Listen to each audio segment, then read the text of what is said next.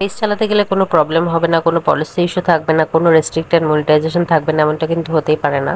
তো পেজ চালাতে গেলে আমাদের অনেক রকম সমস্যার সম্মুখীন হতে হবে। এই জন্য আমাদেরকে ডেইলি রেকমেন্ডেশনটা চেক করতে হবে। দেখেন আমার রেকমেন্ডেশনে ঢোকার পর কিন্তু দেখাচ্ছে রেস্ট্রিক্টেড মনিটাইজেশন। তো আমার এখানে মনিটাইজেশনটার নাম ছিল হলো মনিটাইজেশন ইম্প্যাক্ট। আমার রিলসের যে মনিটাইজেশনটা ছিল সেটা ক্যান্সেল করে দেওয়া হয়েছে। এখানে দুইটা কারণ দেখাচ্ছে, page not eligible and unoriginal content. তো এখানে আমার কোনো কিছুই আনঅরিজিনাল ছিল না, তারপরেও দেখাচ্ছে। তো এটাই আমি সলভ করবো এবং আপনাদের সাথে শেয়ার করব। প্রথমে আমি বলে রাখি, এটা করতে গেলে আমাদের দুইটা কাজ করতে হবে, সেটা হলো দুইটা রিপোর্ট এবং একটা রিভিউ করতে হবে। তো প্রথমে আমি রিপোর্ট করার জন্য ক্রিয়েটর স্টুডিওতে ঢুকছি। এটা হচ্ছিল আপনারা গুগল থেকে সরাসরি সার্চ করে ঢুকবেন বা ক্রোম ব্রাউজার থেকেও ঢুকতে পারেন। তো যে হেল্প অপশন ঢোকার পর গিভ ফিডব্যাক যে অপশনটা আছে সেটাতে আমরা ঢুকবো। তো এখানে ঢোকার পরে লেখা দেখাচ্ছে যে সিলেক্ট এ টপিক। এখানে অনেকগুলো টপিক থাকবে কিন্তু, তো এর মধ্যে থেকে আদার্স টপিকটা সিলেক্ট করাটাই বেস্ট হবে। তো আমি আদারটাই সিলেক্ট করছি এবং এখানে একটা অ্যাপ্লিকেশন করতে হবে। তো অ্যাপ্লিকেশনটাতে এরকম লিখতে হবে যে আমি এখানে আমার সব কিছুই নিজস্ব করা, কোনো কিছু ফেক নাই। তো আমি এরকম একটা অ্যাপ্লিকেশন ওদের কাছে করছি এবং এখানে কিছু মানে স্ক্রিনশট দিতে হবে, যেটা হলো আপনার পলিসি ইস্যুর ওখানে যে স্ক্রিনশটগুলো থাকবে, মানে পেজটা থাকবে সেখানকার কিছু স্ক্রিনশট দিবেন। তো আমি এখানে 4টে স্ক্রিনশট দিচ্ছি, আপনারা চাইলে বেশিও দিতে পারেন, কমও দিতে পারেন। তো যে সেন্ড ফিডব্যাক, আমার প্রথম রিপোর্টটা কিন্তু ডান। এখন আমরা অ্যাপসে চলে যাব, ফেসবুক অ্যাপসে। এখানে ঢোকার পর কিন্তু দেখেন আমার সব রেস্ট্রিক্টেড। তো যাই হোক, এখানে ঢোকার পর আমরা হেল্প অ্যান্ড সাপোর্টে ঢুকবো। তারপর এখানে সাপোর্ট ইনবক্সে ঢুকে দেখবো যে এখানে আমার সব কিছু ওকে আছে কিনা। তো আমার এভরিথিং ওকে আছে। এখান থেকে ব্যাকে যাই আমরা ঢুকবো হলো রিপোর্টে প্রবলেম। তো এখানে একটা অপশন আছে কন্টিনিউ টু রিপোর্টে প্রবলেম, আমরা সেখানে ক্রিয়েট করব। ক্লিক করার পর সেখানে ঢুকবো। একটা ইনক্লুড নামে অপশন আছে, আপনারা কিন্তু পেজটা পড়ে নেবেন।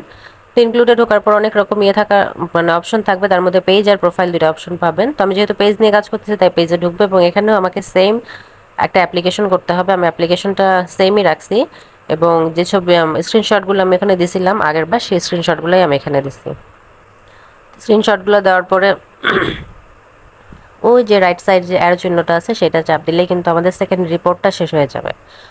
তো আমি আগেই বলে রাখছি যে দুইটা রিপোর্ট এবং একটা রিভিউ করতে হবে। তো আপনারা রিপোর্টটা করার পরে কয়েকদিন আগে লাইভ করবেন, ফেস দিয়ে ভিডিও আপলোড দিবেন, তারপর কিন্তু রিভিউটা করবেন। আগে রিভিউ করা যাবে না, যেহেতু আমি আগের থেকে লাইভ করতেছি এবং ফেস দিয়ে ভিডিও করছি, তাই আমি রিভিউটা পরের দিন করতেছি।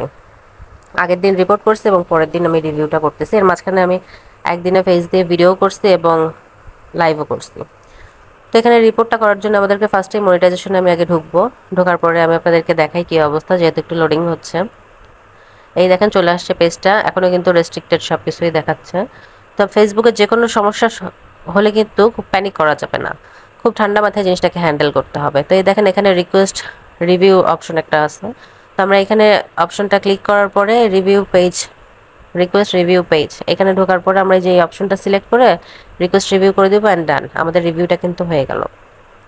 তো যা বলতেছিলাম, ফেসবুকে কোনো সমস্যা হলে কিন্তু প্যানিক করা মোটেও চলবে না, ঠান্ডা মাথায় জিনিসটাকে হ্যান্ডেল করতে হবে। আপনাদেরকে লাইভ করতে হবে, ফেস দিয়ে ভিডিও করতে হবে, যাতে ফেসবুক আপনাদেরকে রোবট মনে না করে। এবং দেখেন আমি রিভিউ করার ঠিক পরের দিন কিন্তু আমার পেজটা ঠিক হয়ে গেছে। Your page is able to earn money again, আমার পেজটা কিন্তু একদম ঠিক। দেখেন এলিজিবল মনিটাইজেশন চলে আসছে, এটা কিন্তু আমার একদিন পরেই আসছে। যেহেতু আমি আগে থেকে লাইভ করতেছিলাম, আমার যখন সমস্যাটা শুরু হয় আমি তখন থেকেই লাইভ করছি এবং ফেস দিয়ে ভিডিও করছি, যার জন্য কোনো সমস্যাই আমার হয় নাই। রিপোর্ট এবং রিভিউ করার একদিন পরেই ঠিক আমার এটা চলে আসছে, সব মনিটাইজেশন ওকে হয়ে গেছে। তো আপনারা পেজের কোনো রকম সমস্যা হলে আগে লাইভ করবেন, নিজের পেজ দিয়ে লাইভ করবেন, যাতে ফেসবুক মনে করতে পারে যে হ্যাঁ এটা একটা অরিজিনাল মানুষ। এবং ফেসবুক যদি আপনাদেরকে অরিজিনাল মানুষ মনে করে তাহলে আর কোনো সমস্যাই হবে না। ভিডিওটা আসলে আমি বড় করতে চাচ্ছিলাম না, তারপরেও বড় হয়ে গেছে। যদি কোনো সমস্যা আপনাদের থাকে, জানার ইচ্ছা থাকে, আমাকে কমেন্ট করতে পারেন। And thank you for watching. আল্লাহ হাফেজ।